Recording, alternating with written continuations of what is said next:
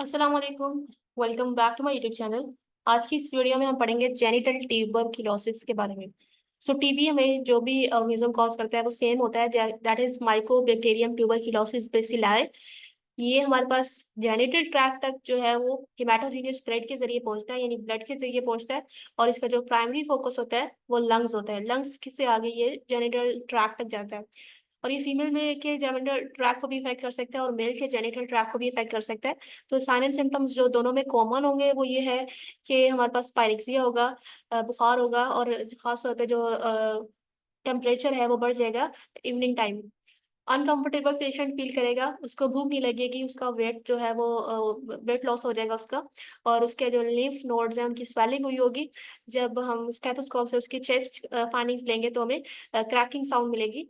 और जो एब्डोमेन है वो टेंडर होगा और ascites भी हो सकती है। ठीक है। तो अगर फीमेल जेनिटल ट्रैक इन्वॉल्व है तो साइन एंड सिम्टम्स कौन से आएंगे? सबसे पहले हमारे पास फीमेल में वजाइना होता है, फिर सर्विक्स होता है, उसके बाद यूट्रस होता है। तो उसी के साइन एंड सिम्टम्स है। तो ये वजाइना को अगर इन्वॉल्व करेगा तो वजाइनाइटिस यानी इन्फ्लेमेशन कॉज करेगा, जिसकी वजह से फीमेल को हैवी ब्लीडिंग होगी या फिर इंटरमेनिस्ट्रल ब्लीडिंग होगी। अगर सर्विक्स इन्वॉल्व होगी तो सर्विसाइटिस होगा और सर्वाइकल इरोजन होंगी, जिसकी वजह से ओलिगोमेनोरिया होगा, यानी मेनिस्ट्रेशन मेनिस्ट्रल बहुत ब्लड जो है बहुत कम होगा, या ए मेनोरिया होगा, या बिल्कुल भी ब्लड नहीं होगा। जो यूट्रस है अगर वो इन्वॉल्व होगा तो वो टेंडर भी हो सकता है, इनलार्ज भी हो सकता है और फिक्स्ड भी हो सकता है। तो इस वजह से हमारे पास पेनफुल मेनिस्ट्रेशन होगी, या फिर डिस्पेरोनिया होगा, यानी pain after menstrual after sexual contact pain होगी। अगर फॉर्मेसीज हैं जो हमारे पास वजाइना की फॉर्मेसीज होते हैं वो इन्वॉल्व होंगे, टेंडर होंगे, या एडिनेक्सल मास इन्वॉल्व होगा, तो उसकी वजह से एब्डोमिन में पेन होगी, पेल्विक पेन होगी, और हमारे पास एब्डोमिन की एक्यूट इनफर्टिलिटी भी हो सकती है। अब हमारे पास अगर पाउच ऑफ डगलास जो है अगर इनकी टेंडरनेस या फुलनेस होगी तो इसकी वजह से प्राइमरी इनफर्टिलिटी भी हो सकती है, यानी बिल्कुल भी उसको एक दफा भी कंसीव नहीं करेगी वो। और सेकेंडरी इनफर्टिलिटी भी हो सकती है कि यानी एक दफा कंसीव कर लिया उसके बाद जो है उसको कंसीव करने में प्रॉब्लम होगी, या उसके बहुत ज्यादा रिपीटेड एबॉर्शंस होंगे या मिसकैरेजेस होंगे। ठीक है। अगर मेल के जेनिटल ट्रैक को इन्वॉल्व किया है तो मेल जेनिटल ट्यूबरक्लोसिस में जो साइन एंड सिम्टम आएंगे, अब मेल के अंदर क्या होता है, पीनस होती है, उसके बाद हमारे पास वेस्ट डिफरेंस है, स्क्रॉटम्स है, प्रोस्टेट ग्लैंड है। तो उन्हीं के अगर हम देखेंगे पिनाइल के अंदर नोड्यूल्स या अल्सर्स अगर होंगे तो इसकी वजह से पिनाइल पेनफुल या पेनलेस जो है पिनाइल अल्सर्स होंगे। अगर स्क्रोटम के अंदर स्वेलिंग या फिर उसके अंदर फ्लूइड की अकोमोलेशन या उसके अंदर पस की अकोमोलेशन होगी, तो जो यूरिन जब वो पास करेगा तो उसको पस होगी उसके अंदर, या ब्लड होगा, या उसको पेनफुल यूरिनेशन होगी। ब्रेस्ट रेफरेंस जो है वो नोड्यूल, उसमें नोड्यूल्स भी हो सकते हैं, उसमें टेंडर भी हो सकते हैं, वो नॉन टेंडर भी हो सकते हैं। इसकी वजह से लिबिडो मतलब सेक्सुअल कांटेक्ट जो है उसके डिजायर कम हो जाएगी।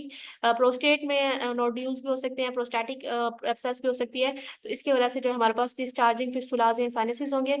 जो पेरिनियम है अगर उसके अंदर एब्सेस या फिस्टुला होगा तो हमारे पास जो है स्पर्म जो काउंट है उसका कम हो जाएगा, ओलिगोस्पर्मिया जिसको कहते हैं, या ऊजोस्पर्मिया होगा, या एब्सेंस ऑफ जो है स्पर्म होगा इन इजैकुलेटरी, जो सीमन होगा उसमें जो है स्पर्म का होंगे नहीं, और जो है पायोस्पर्मिया हो सकता है। ठीक है।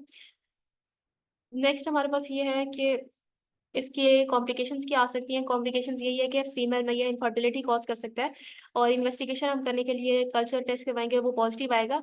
इसके अलावा हम हिस्टोलॉजिकल इसकी हिस्टोलॉजी भी करवाएंगे, वो भी बहुत इंपॉर्टेंट है। और एक्सरे करवाएंगे चेस्ट का। इसके अलावा हम एक टेस्ट है जिसको कहते हैं ट्यूबरक्यूलन स्किन टेस्ट। इसमें हम जो है ट्यूबरक्यूलन जो है वो प्लेस करते हैं स्किन की एपिडर्मिस पे। इसके अलावा हम ईएसआर करवाएंगे। ईएसआर में इसकी जो है वैल्यू रेज्ड होगी। और सीबीसी जब करवाएंगे तो प्लेटलेट्स का जो लेवल है वो कम हुआ होगा। और स्टेरोसल्फिंजोग्राफी कराएंगे। इससे हमें यूट्रस के स्ट्रक्चर जो है उसमें उसका अंदाजा हो जाएगा। और अल्ट्रासोनोग्राम कराएंगे और लेप्रोस्कोपी भी करवा सकते हैं। ठीक है। हिस्टोपैथोलॉजिकल एग्जामिनेशन जो है उसके लिए जब करवाएंगे तो हमें एसिड फास्ट बेसिलाई मिलेंगे स्ट्रेनिंग और कल्चर पे। और ये हमें डेफिनेटिव डायग्नोसिस जिसकी वजह से हमें टीबी का मिलेगा। ट्रीटमेंट जो है ये टीबी का सेम होता है कि अगर पेशेंट जो है वो न्यूली डायग्नोज है तो उसको हमने 6 माह के लिए रिफैम्पिसिन देनी है। और अगर जो है इंटेंसिव फेज है तो उसमें फिर हम जो है साथ में आइसोनायाजाइड भी देंगे, और साथ में हम इथाम ब्यूटोल भी देंगे, और पायराजिनामाइड भी देंगे फॉर ड्यूरेशन ऑफ 2 मंथ्स। और उसके बाद जो है 2 मंथ्स के बाद जो ये 6 मंथ्स का पीरियड होता है, बाकी जो 4 मंथ्स हो गए उसमें जस्ट हम एचआर देंगे, यानी आइसोनाइजाइड देंगे, और हम जो है ये रिफैम्पिसिन देंगे, ठीक है। सो ये हमारे पास 6 मंथ्स का टीबी का एक ड्यूरेशन होता है जिसमें हम उसको क्योर कर सकते हैं। So that was all about TB. If you have any question you can ask.